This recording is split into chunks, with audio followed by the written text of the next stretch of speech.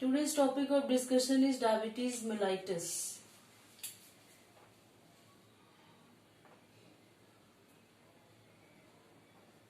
Diabetes mellitus or DM. Most of people throughout world are affected by diabetes mellitus. What is diabetes mellitus? It is a clinical syndrome which is characterized by hyperglycemia. Hyperglycemia due to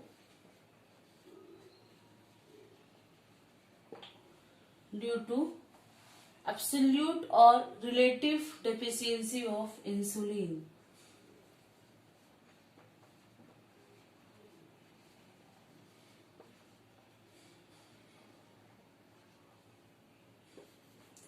Insulin is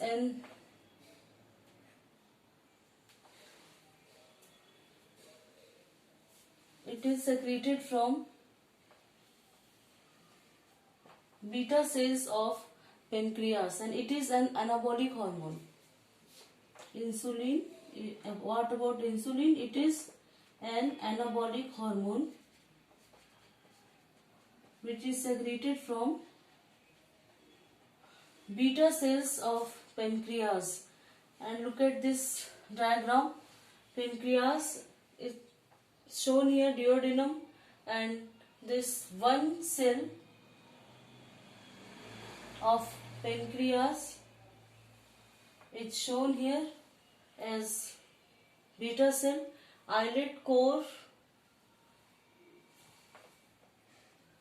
other islet cells, venules and arterioles, and about 1 million beta cells are present in pancreas, and insulin is secreted from this beta cell.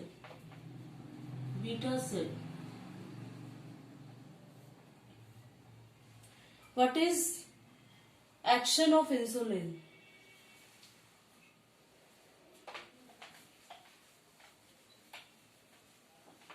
Action of insulin or metabolic action of insulin. Metabolic action of insulin is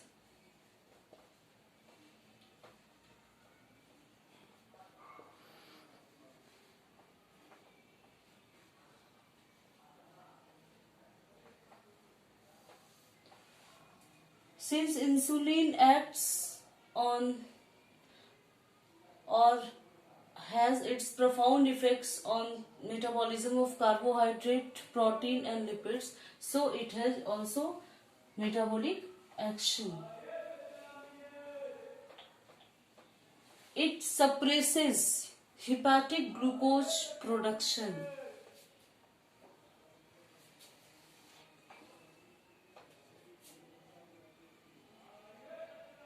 Stimulation and suppression.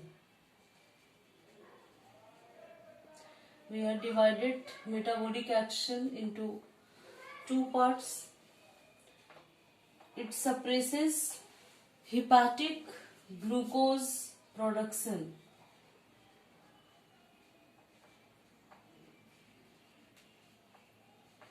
Means production of glucose inside liver is suppressed by insulin, while glucose uptake in skeletal muscle and fat is stimulated by insulin. Glucose uptake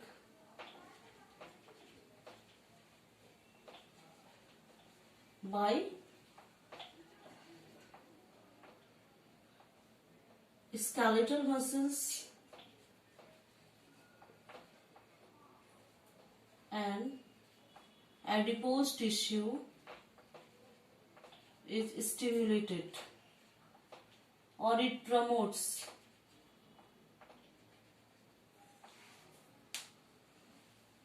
Second is it promotes lipogenesis.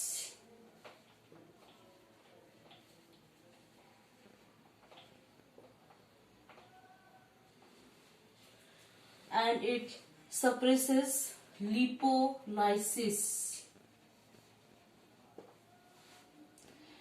It promotes glycolysis.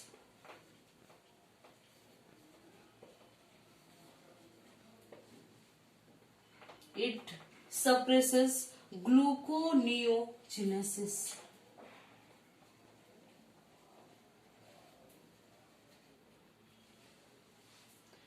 It promotes glycogenesis.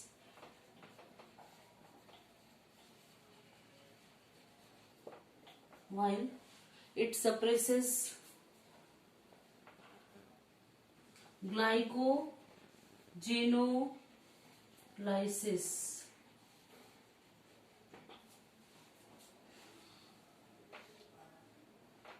Stimulation or promotes. So the process by which or as a result of which glucose is produced is suppressed by insulin, and the process by which glycogen is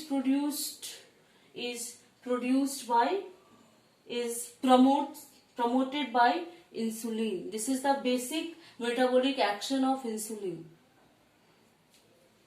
And this glycolysis means breakdown of glucose. Glycogenesis means synthesis of glycogen.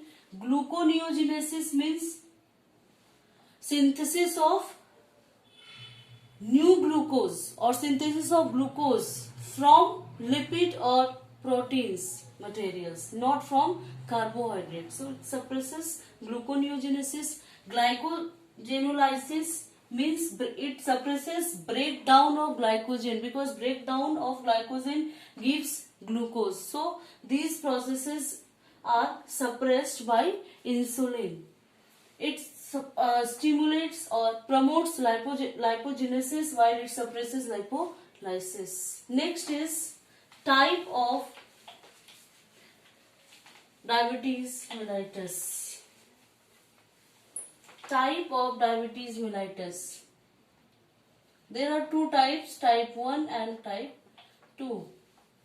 Type 1 is insulin dependent diabetes mellitus, IDDM, and type 2 is NIDDM, non-insulin dependent diabetes mellitus. So what is type 1 and type 2? Type 1, since type 1 is IDDM, therefore there is complete lack of insulin in case of type 1 diabetes. So complete or profound deficiency of insulin.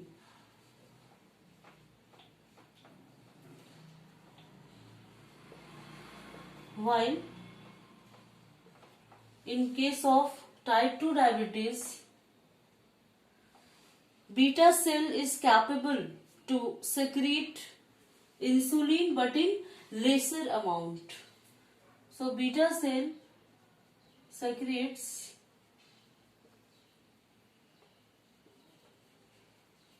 lesser amount of insulin.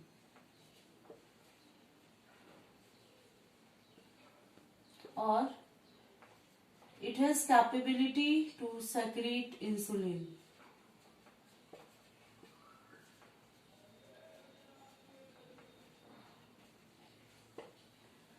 IDDM is seen in those patients whose age is less than 40 years. And type 2 diabetes occurs in those patients where age is more than 40 years. Type 1 is autoimmune, means total destruction of beta cell, and this destruction of beta cell is mediated by its own antigen, which is not a foreign particle. So it is autoimmune, while it is not autoimmune.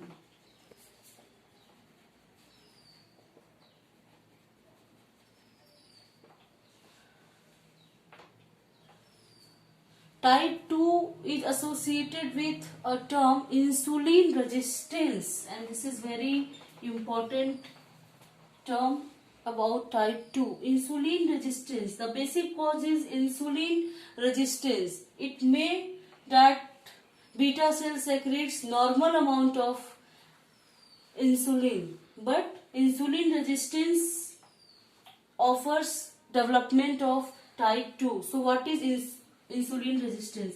Insulin resistance is incapability to peripheral tissues to respond insulin. Incapability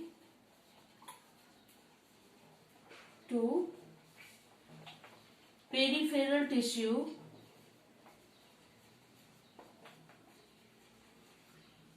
to respond insulin means there is no defect in this case. There is no defect in insulin secretion, but there is defect in towards response of peripheral tissues. It may be one of the reason of type 2. So which is more dangerous? Type 1 is more dangerous than type 2. Type 1 and type 2 both are manageable, but in case of type 1, injection of insulin is mandatory. So here insulin injection is needed.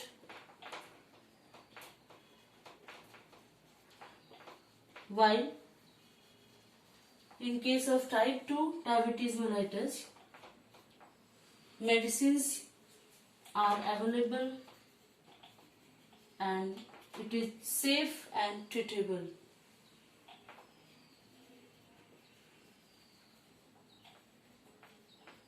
And is treatable by medicine.